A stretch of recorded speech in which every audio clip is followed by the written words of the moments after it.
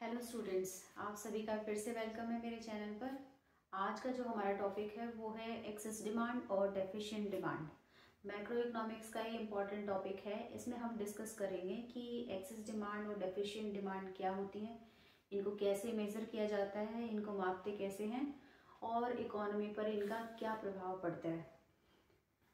इस वीडियो के एंड में आपको एक एक्सरसाइज प्रोवाइड की जाएगी जिसको देखकर आप प्रैक्टिस कर सकते हैं और पता लगा सकते हैं कि ये टॉपिक आपने कितना सीख लिया है। इसलिए वीडियो को एंड तक ध्यान से देखें और इसके एंड में दी जाने वाली एक्सरसाइज है उसको सॉल्व करके देखें। तो हम शुरू करते हैं कि एक्सेस डिमांड क्या है और डेफिशिएंट डिमांड क्या है। जो पहला हमारा टॉपिक है वो है डेफिशिएंट डिमांड।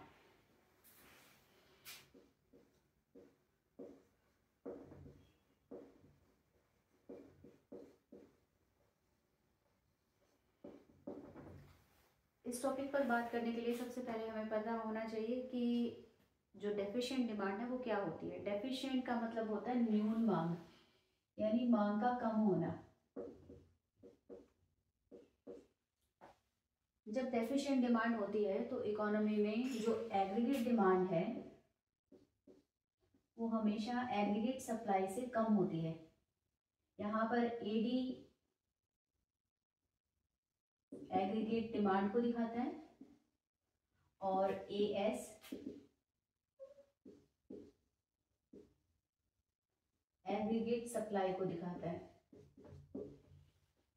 डेफिशिएंट डिमांड में एग्रीगेट डिमांड एग्रीगेट सप्लाई से कम होती है। जब डेफिशिएंट डिमांड की सिचुएशन होती है तो इसमें दो फीचर्स हमें देखने को मिलती हैं। फर्स्ट क्या है, जब डेफिशिएंट डिमांड होती है तो एग्रीगेट डिमांड एग्रीगेट सप्लाई से कम है। इसका मीनिंग ये है कि जितना हमें फुल एम्प्लॉयमेंट के लिए डिमांड की ज़रूरत है,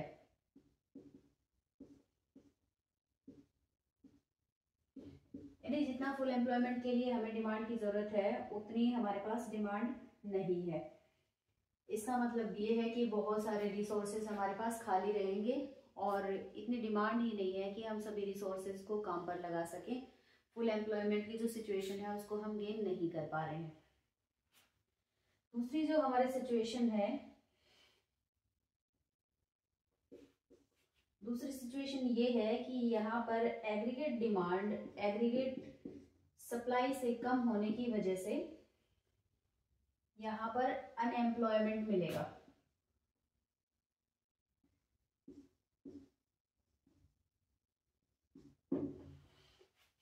पहली सिचुएशन जो है उसमें एग्रीगेट डिमांड कम है जिसकी वजह से बहुत सारे जो प्रोड्यूसर्स हैं प्रोड्यूस नहीं करना चाहेंगे। जितना भी उन्होंने प्रोडक्शन किया है वो बिना बिका रह जाएगा, उसकी डिमांड नहीं रहेगी और इससे वो डिमोटिवेट होंगे और अधिक प्रोडक्शन नहीं करेंगे।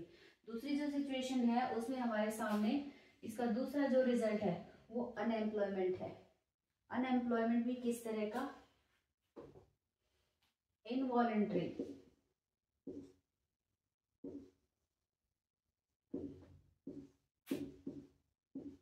जिसको हम अनैच्छिक बेरोजगारी कहते हैं।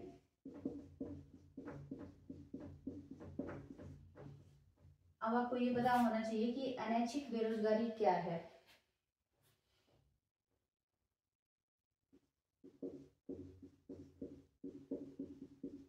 बेरोजगारी का वह प्रकार जिसमें व्यक्ति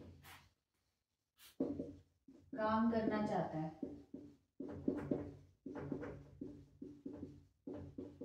परंतु उसको काम नहीं मिलता।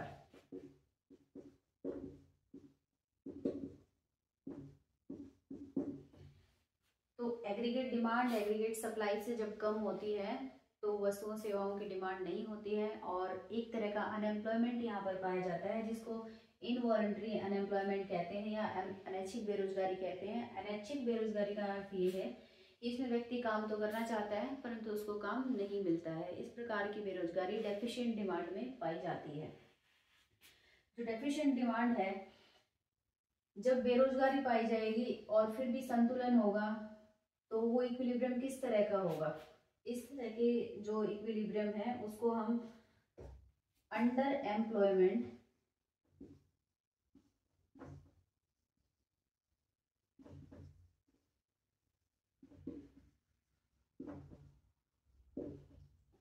अल्प रोजगार संतुलन कहेंगे।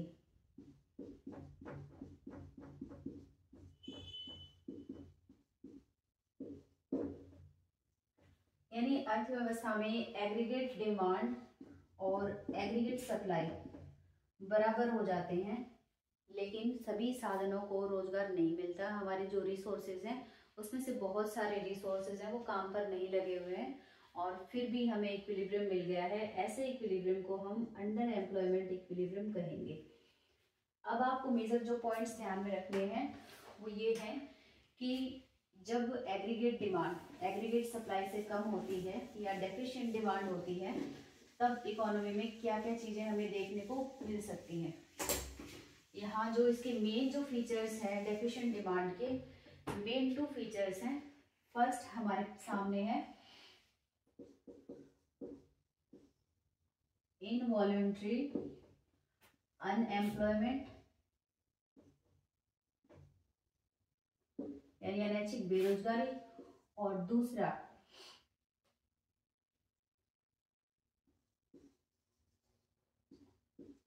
Under employment equilibrium. अनैच्छिक बेरोजगारी और अल्प रोजगार संतुलन डेफिशिएंट डिमांड के 2 मेन फीचर्स हैं। अब देखते हैं कि डेफिशिएंट डिमांड को हम डायग्राम से कैसे शो कर सकते हैं।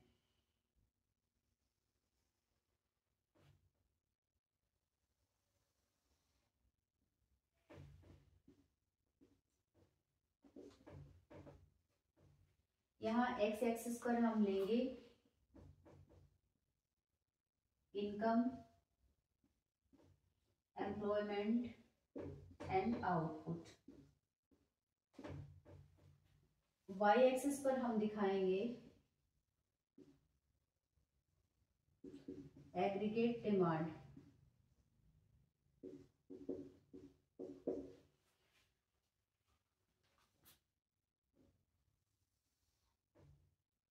जो AS है सप्लाई कर्व है, ये हमारा 45 डिग्री एंगल पर एक स्ट्रेट लाइन होगी ऊपर की तरफ बढ़ती हुई। ये हमारा एग्रीगेट सप्लाई कर्व है। जब डेफिशिएंट डिमांड की सिचुएशन होती है तब हमारे पास जो हमारा इक्विलिब्रियम है, हमारी एग्रीगेट डिमांड है,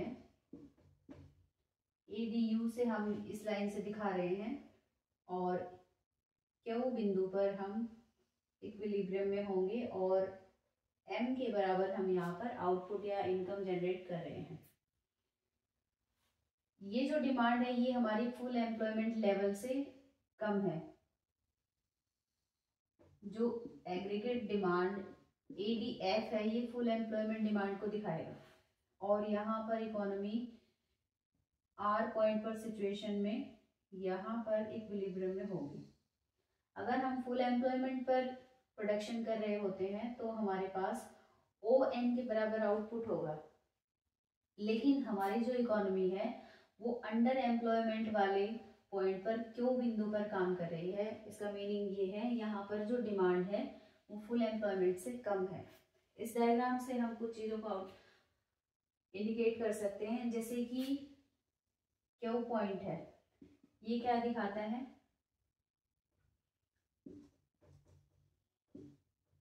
अंडर एम्प्लॉयमेंट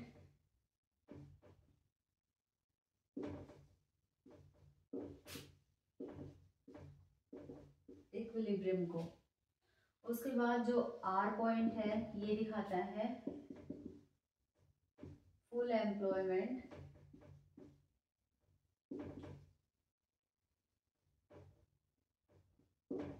इक्विलिब्रियम को। यहाँ पर R और S ये जो गैप है, इसके बीच का जो गैप है ये एक तरह का डिफ्लेशनरी गैप है।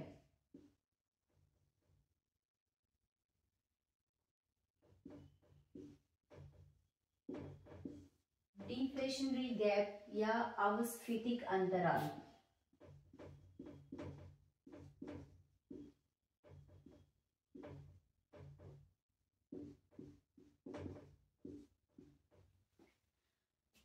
ये जो डायग्राम है इसमें Q पॉइंट अंडर एम्प्लॉयमेंट को दिखाता है, R जो पॉइंट है वो फुल एम्प्लॉयमेंट को दिखाता है, और ये जो R और S, ADF और ADU के बीच में जो गैप है, अगर हम ADF माइनस ADU लिखते हैं,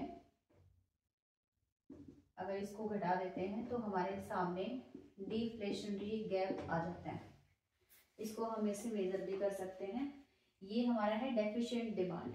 डेफिशिएंट डिमांड होने से इकोनॉमी में क्या प्रॉब्लम्स हो सकती हैं, इसके क्या नुकसान हो सकते हैं।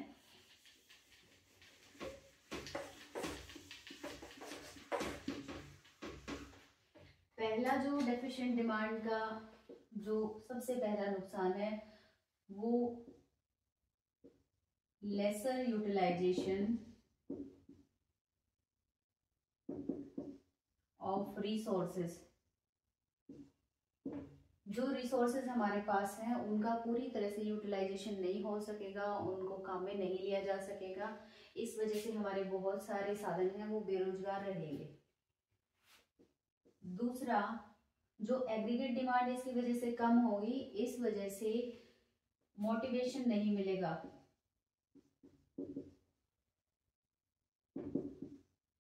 इस चीज के लिए, प्रोडक्शन के लिए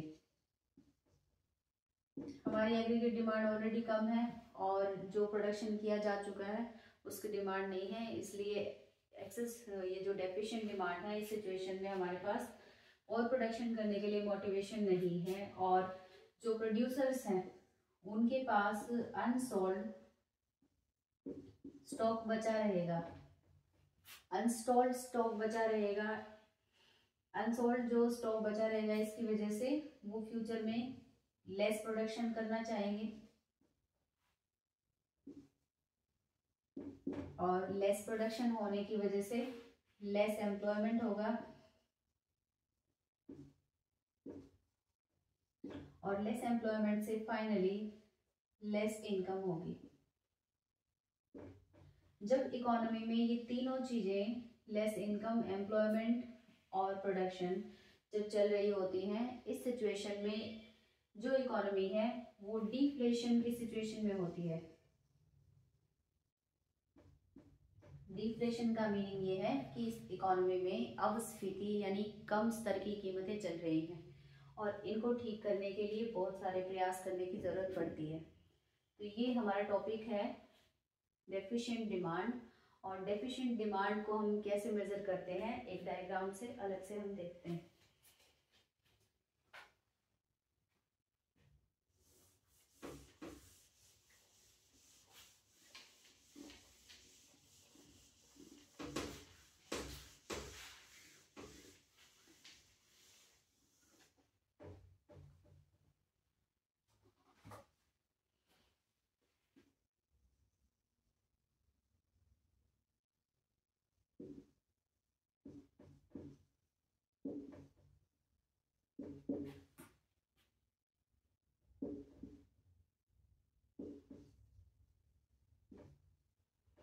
एक डायग्राम से इसको फिर से हम देखेंगे।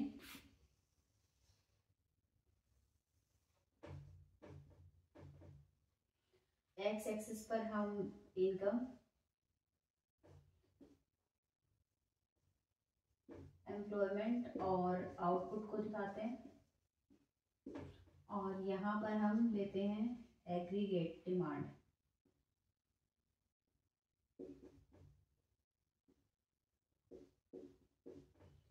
वही हमारे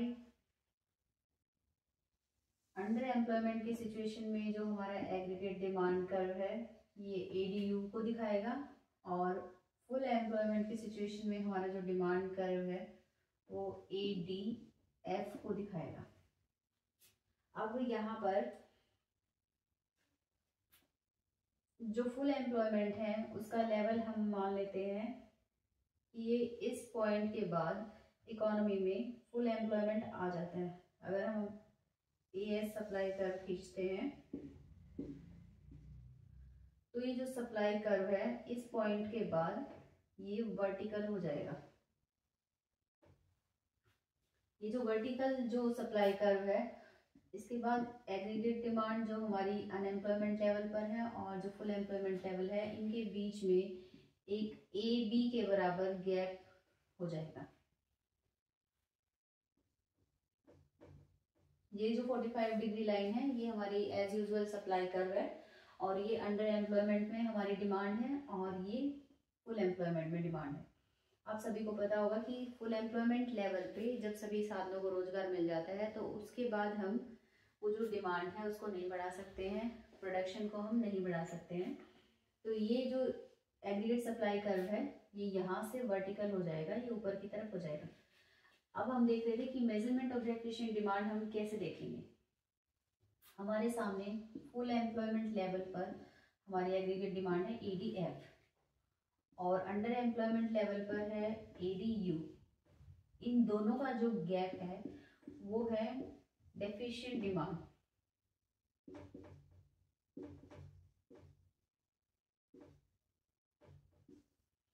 इकोनॉमी में हमें फुल एम्प्लॉयमेंट लेवल को प्राप्त करने के लिए कम से कम इतनी डिमांड चाहिए जिससे कि हम ए पॉइंट पर पहुंच जाए। और ये जो इसका मेजरमेंट है ए बी जो गैप है, ये जो गैप है ये दिखाता है कि डेफिशिएंट डिमांड कितनी है। जितनी ज़्यादा डेफिशिएंट डिमांड होगी उतना ही डिफ्लेशनरी गैप भी बढ़ता जाएगा और डिफ्लेशनरी गैप बढ़ने से इकोनॉमी में इनकम, प्रोडक्शन और आउटपुट हर चीज़ का लेवल है वो कम हो जाएगा। तो ये है हमारा डेफिशिएंट डिमांड का मेजरमेंट। इसके बाद हम देखेंगे कि एक्सेस डिमांड क्या है और एक्सेस डिमांड को करेक्ट करने के लिए हमारे पास क्या मेजर्स है।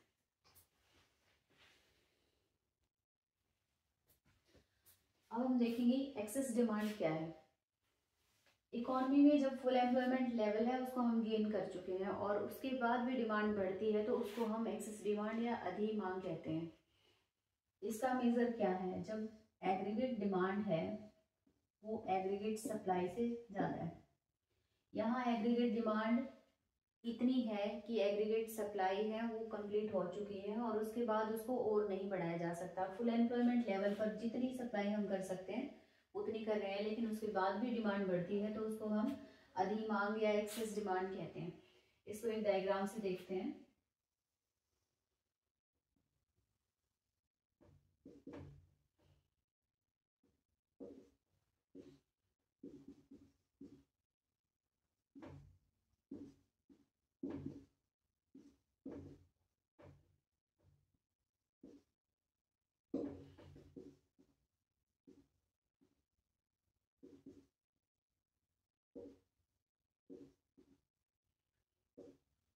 पहले की तरह हमने एक्स एक्सिस पर इनकम, आउटपुट और एम्प्लॉयमेंट को दिखाया है और वाई एक्सिस पर हम एग्रीगेट डिमांड को दिखा रहे हैं। यहाँ पर हम दो एग्रीगेट डिमांड कर्व खींचेंगे।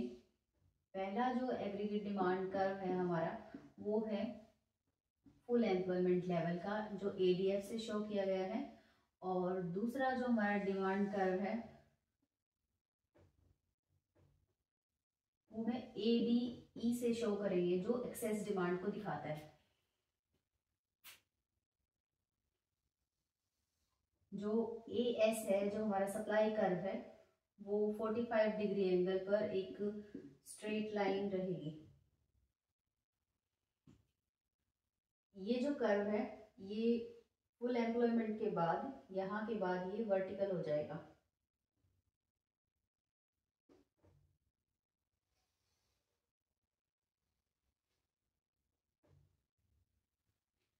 यहाँ आप देख रहे हैं कि एग्रीगेट सप्लाई कर्व जो है वो AS लाइन से दिखाया गया है। यहाँ पर फुल एम्प्लॉयमेंट का जो लेवल है वो A पॉइंट पर है और उसके बाद एक्सेस डिमांड B के बराबर है और ये जो गैप है ये इकोनॉमी में ज़्यादा डिमांड को दिखाता है। अगर हम देखें तो यहाँ पर हमारा जो आउटपुट का लेवल है वो OM है। तो जो ADF है ये दिखाएगा हमारा फुल एम्प्लॉयमेंट, यहाँ ADE आपको दिखा रहे हैं एक्सेस डिमांड,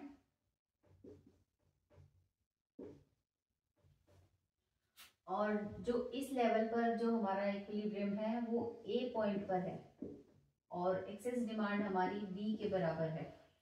अगर हम किसी इकोनॉमी में एक्सेस डिमांड का मेजरमेंट करना चाहते हैं तो हम ये देखेंगे कि फुल एम्प्लॉयमेंट के बाद जो एक्सेस डिमांड है वो कितनी हमारी बढ़ रही है।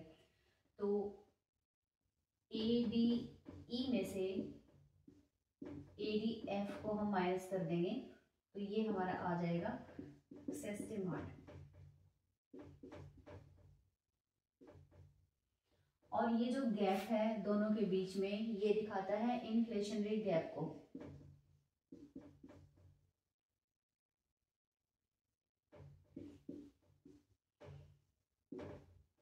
इन्फ्लेशनरी गैप कैसे होगा? जब किसी भी इकोनॉमी में एक्सेस डिमांड की सिचुएशन होती है तब सप्लाई कांस्टेंट हो चुकी होती है। क्या फीचर्स मिलेंगे इसमें?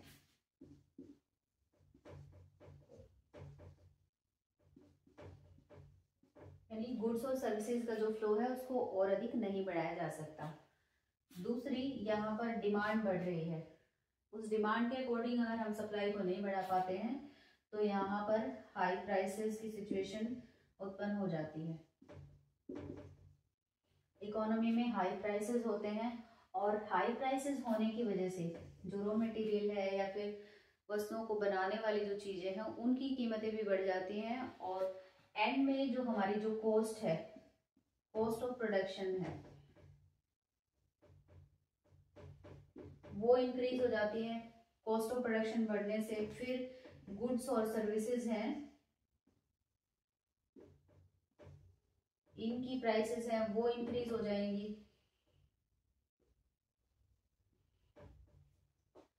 कुल मिलाकर इकोनॉमी में एक्सेस डिमांड होने की सिचुएशन में जितनी भी प्राइसेस हैं वो सभी बढ़ जाएंगी और इकोनॉमी में इन्फ्लेशनरी गैप है वो प्रोड्यूस हो जाएगा।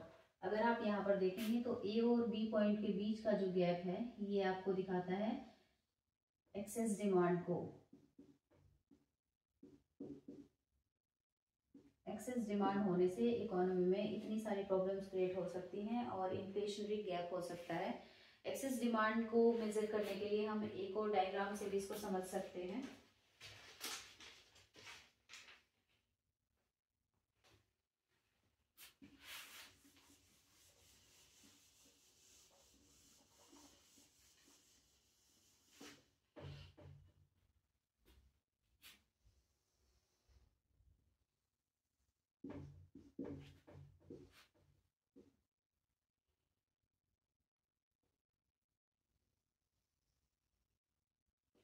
यहाँ पर एएस हमारा एग्रीगेट सप्लाई कर्व है,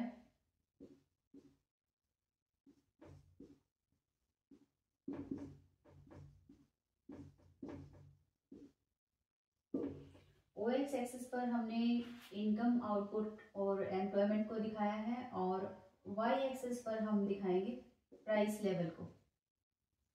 यहाँ पर जो एक्सेस डिमांड है उसको हम शो कर रहे हैं कि फुल एम्प्लॉयमेंट के बाद अगर डिमांड बढ़ती है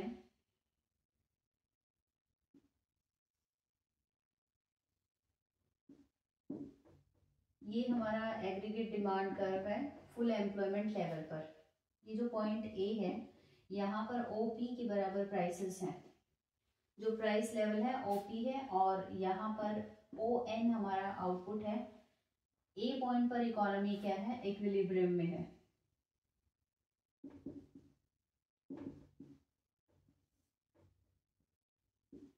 इस पॉइंट के बाद जैसे कि आप देख रहे हैं कि एग्रीगेट सप्लाई कर्व है वो वर्टिकल है। इट मीन्स एग्रीगेट सप्लाई को इससे ज़्यादा नहीं बढ़ाया जा सकता। जितने भी हमारे पास रिसोर्सेज हैं हम उन सभी रिसोर्सेज को एम्प्लॉयमेंट दे चुके हैं, उनसे हम काम ले रहे हैं। अगर इसके बाद भी हमारा जो एग्रीगेट डिमांड है वो बढ़ती है तो ये एग्रीगेट डिमांड कर्व एडीई के बराबर हो जाता है। ये ए पॉइंट से हम बी पॉइंट पर पहुंच जाते हैं। अब आप देखेंगे कि हमारा जो आउटपुट है, पहले आउटपुट ओ एन था, जब aggregate demand excess demand B point पर पहुंच गई है तब प्राइस यहां से इंक्रीज होकर ऊपर की तरफ P1 हो गए हैं, लेकिन आउटपुट हमारा स्टिल ओ एन है। एक्सेस डिमांड की सिचुएशन में आउटपुट में कोई इंक्रीज नहीं होता, जितने डिमांड बढ़ेगी उतनी ही वो जो प्राइसेस हैं वो बढ़ते जाएंगे और ये और भी ज़्यादा इन्फ्लेशनरी गैप को क्रिएट करेगा। जैसे जैसे एक चीज़ की कीमत बढ़ेगी फिर उसके बाद जो रॉ मटेरियल है उसकी कीमतें बढ़ेंगी और कीमत बढ़ते बढ़ते इन्फ्लेशनरी गैप इतना बढ़ जाएगा कि उसको ट्रीट करने के लिए फिर सरकार को ज़रूरी कदम उठाने पड़ेंगे। तो ये हमारा जो टॉपिक है एक्सेस डिमांड और डेफिशिएंट डिमांड, ये आज कंप्लीट हो गया है। इस वीडियो के एंड में आपको कुछ एक्सरसाइज और क्वेश्चंस मिलेंगे जिनको आप सोल्व करके देखिए और वीडियो आपको कैसी लगी उसके बाद कमेंट करके ज़रूर बताइए।